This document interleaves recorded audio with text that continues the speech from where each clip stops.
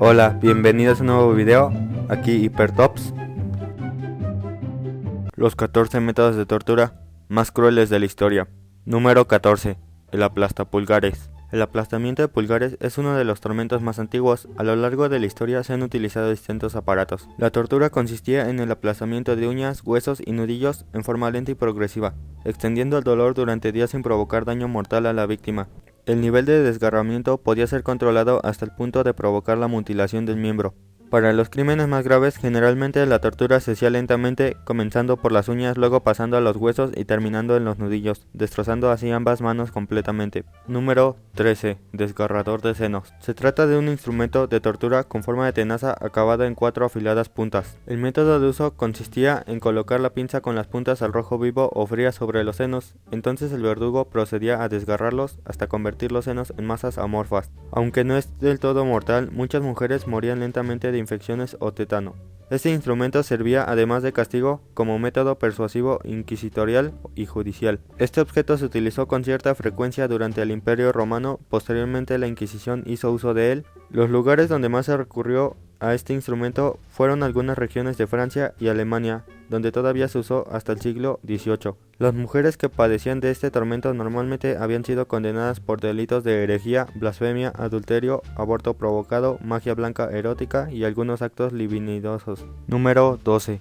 El garrote. Este método de ejecución terminaba con la vida de los condenados a la pena capital mediante la rotura del cuello. El garrote, un collar de hierro asido a un tornillo con una bola en el extremo que sustituyó a la horca, provocaba la dislocación de la apófisis de la vértebra axis sobre el atlas en la columna cervical. Aunque teóricamente la muerte se producía de forma instantánea, lo cierto es que la mayoría de los casos provocaba lesiones laríngeas y la víctima moría por estrangulamiento.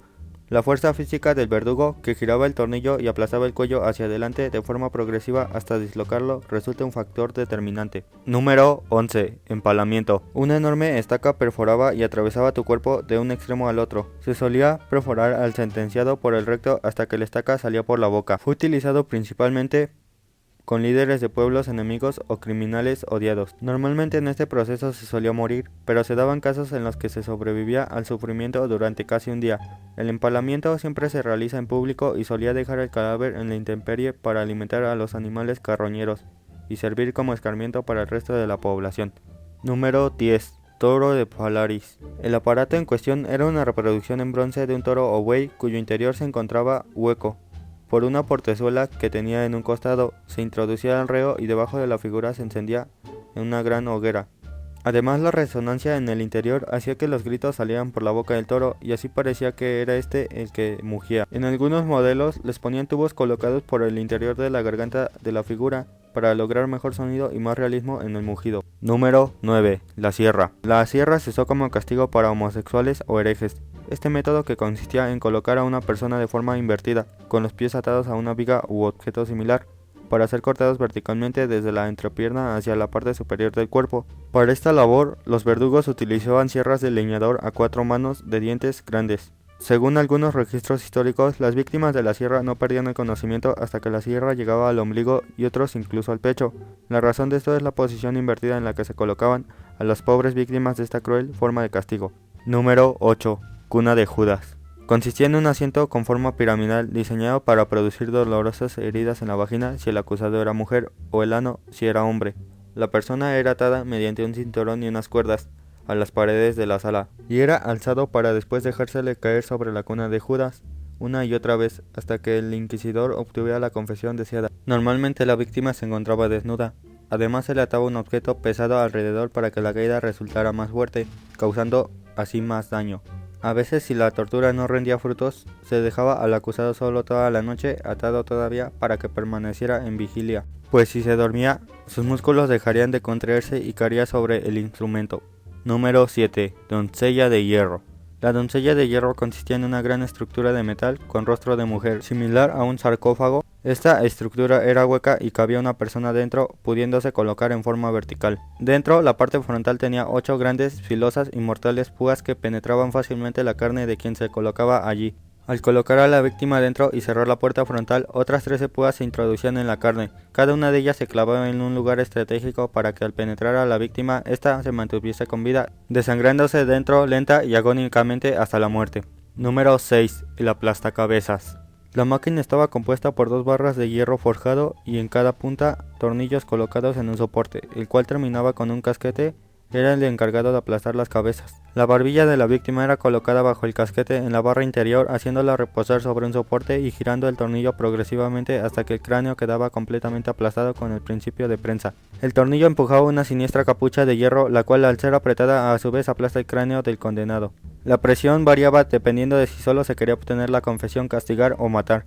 Se generaba presión en la cabeza hasta que finalmente explotaba. Su mecanismo es simple. En la barra inferior, a modo de tablilla de madera, se colocaba la barbilla del torturado, y el casco era empujada hacia abajo con el tornillo. Se apretaba más y más el sistema hasta que se acababa por desencajar la mandíbula, y los dientes se clavaban, provocando así la rotura de la mandíbula. Y luego el cerebro se iba resquebrajando poco a poco hasta salir por las cavidades de los ojos y de los oídos. Tarde o temprano los ojos estallaban, todo estallaba dentro de la cabeza. Era destinado a reventar los huesos del cráneo. Se hacía despacio, poco a poco, sin prisa pero sin pausa, para que el condenado sufriese lo máximo posible, cada vez más y más hasta finalmente morir. Número 5. Desollamiento. Consistía en despellejar viva a la víctima, quitándole absolutamente toda la piel del cuerpo de forma tal que ésta se mantuviera con vida hasta el final. Se practicaba especialmente durante la Edad Media, aunque existe evidencia de que esta práctica era mucho más antigua, aplicándose a criminales, soldados capturados en batallas y acusados de brujería miles de años atrás en Oriente Medio y África. El despellejamiento se hacía públicamente, las pieles resultantes las colgaban en lugares donde luego todos podían verlas para así dejar la lección siempre presente.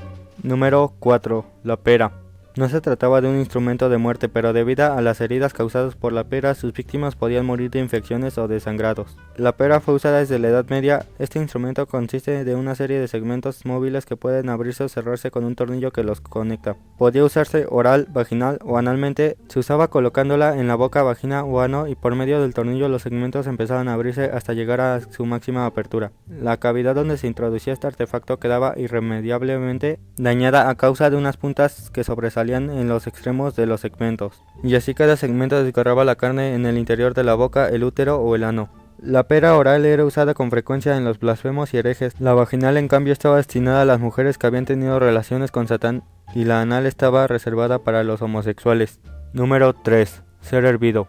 Era un método de ejecución en el cual una persona se sumergía en un punto de ebullición líquido tal como agua o aceite, siendo utilizado en muchas partes de Europa y Asia. Las ejecuciones de este tipo se llevaron a cabo a menudo utilizando un gran recipiente tal como una caldera o un hervidor de agua que se llenase con agua, aceite, alquitrán o sebo. Dependiendo de la crueldad prevista, la víctima era sumergido por lo general empezando por la cabeza o por los pies en líquido hirviendo. La muerte en estos casos es ocasionada por quemaduras graves causadas por líquidos calientes en los brazos, el torso y las piernas, destruyéndose la epidermis y la dermis, dando lugar a la ruptura completa de la grasa subcutánea. Finalmente, el calor podría exponer el músculo, lo que lleva a daños severos en las principales arterias y venas. Número 2. El estante. El estante era un cajón en el que la víctima era acostada y atada de las manos y los pies. Entonces los verdugos estiraban las cuerdas hasta dislocar los brazos y piernas del acusado. Estaba compuesto de un marco de madera con cuerdas atadas a la parte inferior y 2 más a la superior. Una vez la víctima se encontraba aprisionada y asegurada en su interior, los torturadores procedían a girar las manivelas a las que estaban atadas las cuerdas, para asegurarse de que las extremidades estuvieran bien dislocadas. En muchos casos, los torturadores seguían girando las manivelas hasta que las extremidades se vean totalmente separadas del cuerpo de la víctima. Número 1. La rueda. La rueda de hierro fue un método de tortura y ejecución empleado en Europa desde la Edad Media y durante la época moderna hasta la última ejecución registrada en 1841 en Prusia. El método era usado como complemento a la pena capital común en casos de delincuencia grave como por ejemplo traición y homicidio agravado, empleando un elemento de tortura para horrorizar. A la víctima, normalmente desnuda, se le ataban las articulaciones al suelo, fijaban por medio de unas maderas y se le iban destrozando los huesos de estas uno por uno con la brutal rueda de hierro. Cuando todos los huesos eran papilla únicamente mantenida por la carne y la piel, los que los envolvía se les ataba a la rueda para ser expuesto a la muchedumbre. Durante días se sobrevivía entre grandes dolores. Bueno, esto ha sido todo. Si te gustó el video dale like y suscríbete. Saludos, Hipertops.